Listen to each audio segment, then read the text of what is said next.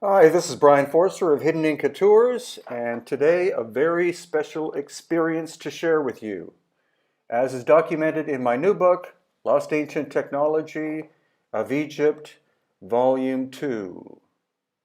Now here we are on the Giza Plateau in Egypt, of course, and there you see the Great Pyramids in the background. That's what's called the second pyramid.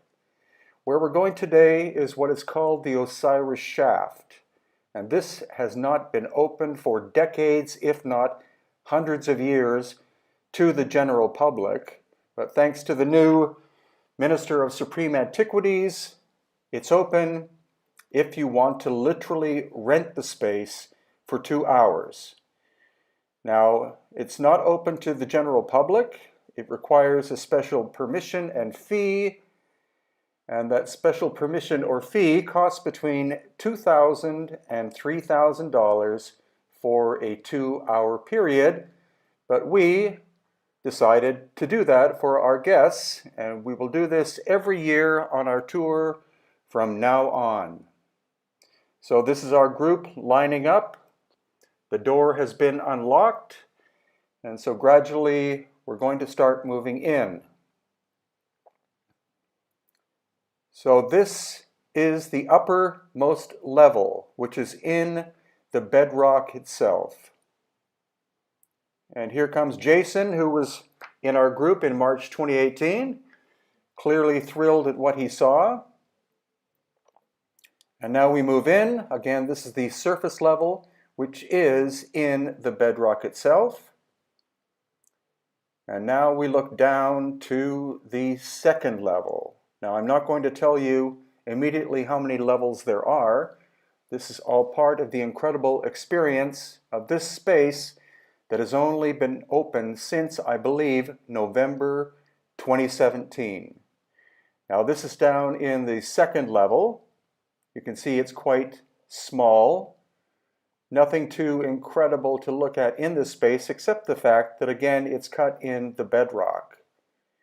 And this is giving you a view from the second level with the ladder up to where we first enter.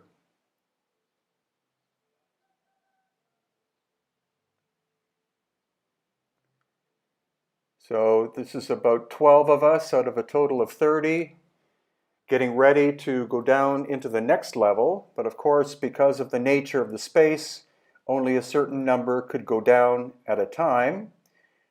But this is looking down into what is the next level of the Osiris Shaft.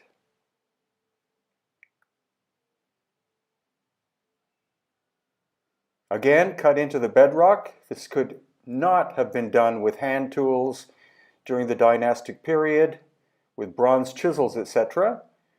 So now we're down in the next level and looking up to the level above, which was the small room.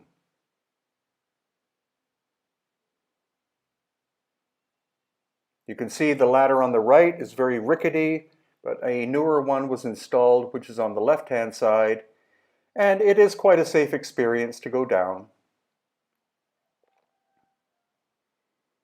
And now looking into this room, there are 6 niches, and in 2 of the niches are large stone boxes.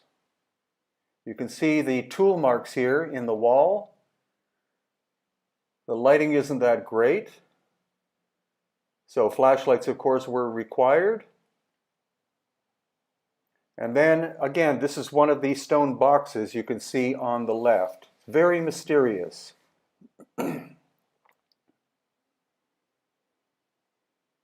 So this is moving into one of the niches. Again, 4 of them are empty. What has happened to the actual boxes, excuse me, if they were even in there, is unknown. But now we're going to focus on this, which is one of the boxes that has this very mysterious goo-like organic material on the surface and also inside. Next time we go in, I would like to actually take a sample in order to find out what that material is. It doesn't appear to simply be fire or smoke, because there's very little smoke on the ceiling. It seems as though something happened to whatever or whoever was inside the box, like an explosion of some kind. And then this is the other box, which is more roughly shaped. And inside, mysterious, massive damage, again, as if the interior of the box exploded. Very strange. This isn't simply tomb robbers going in and trying to extract material from the interior.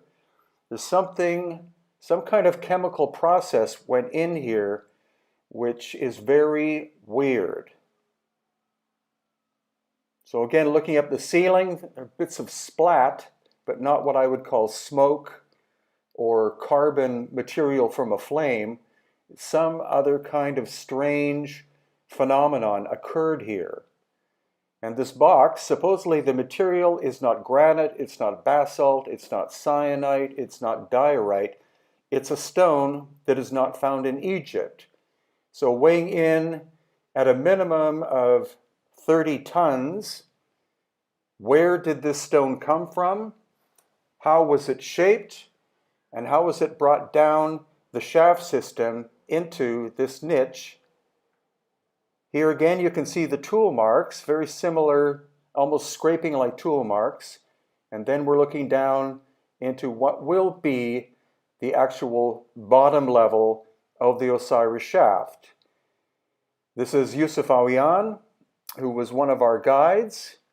The water that he's in is crystal clear, and he's standing on top of another giant box that's submerged underwater.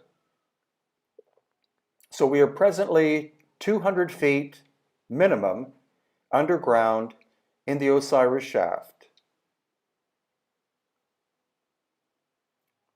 And there is underground water, of course, at Giza,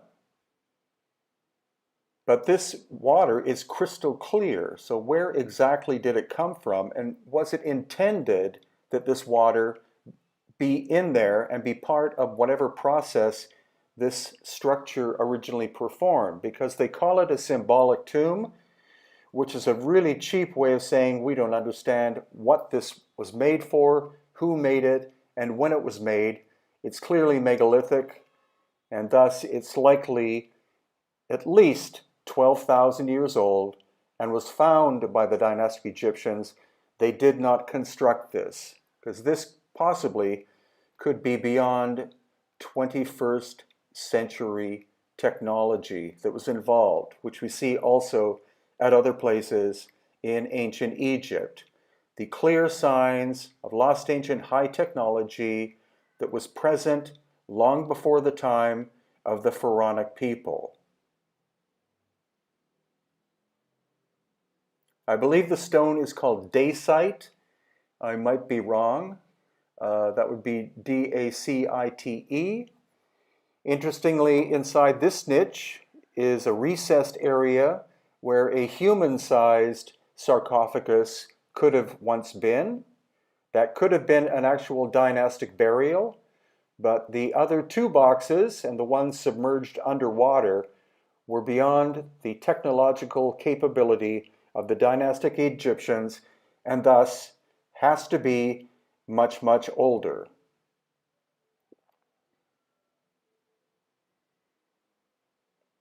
So as far as I know, only a handful of groups have been in the Osiris shaft since its opening in November of 2017.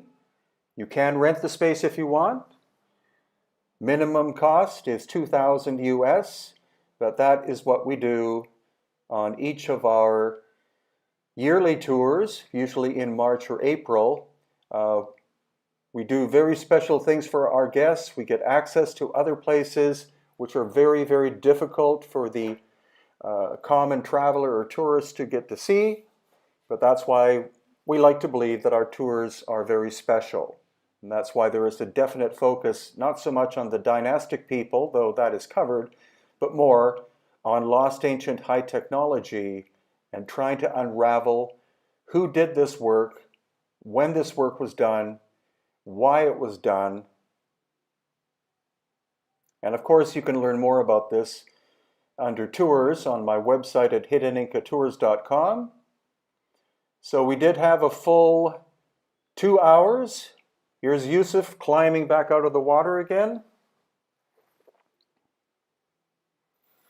And this was an amazing adventure because for many, many years I wanted to go inside this Osiris shaft, but of course it was always padlocked, and even requests with the authorities were met with deaf ears. They refused to even think about the idea of allowing anybody in there. But the new Antiquities Minister is very progressive. He understands that opening up more of these sacred ancient spaces brings more tourism, but what it also does is it allows us, the researchers, to try to unravel the secrets of ancient places, such as here on the Giza Plateau, as well as the other sites all the way from Tanis, which is in the Nile Delta area in the north, south to Aswan, where we find amazing things such as the unfinished 1,200-ton obelisk in the quarry at Aswan. So I hope you've enjoyed this adventure. We will definitely be going back to the Osiris shaft in April of 2019 on our very special tour, limited to 42 participants. And so these are related books at hiddenincatours.com and also amazon.com. Aftershock, the ancient cataclysm that erased human history.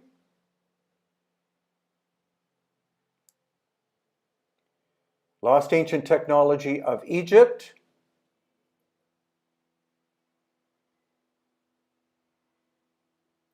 Lost Ancient Technology of Egypt, Volume 2, that thoroughly covers the Osiris shaft. The Enigma of Cranial Deformation, co-written with David Hatcher Childress. And Akhenaten, the heretic pharaoh, truly an enigmatic and fascinating ancient person. And these are our upcoming tours for 2019, as all the 2018 ones are full. Advanced Technologies and Wisdom of the Ancients Tour of India in January 2019. Mexico Ancient Technology Tour. There are megalithic sites in Mexico. That's February 2019. And Egypt, Lost Ancient High Technology and Metaphysics in April of 2019.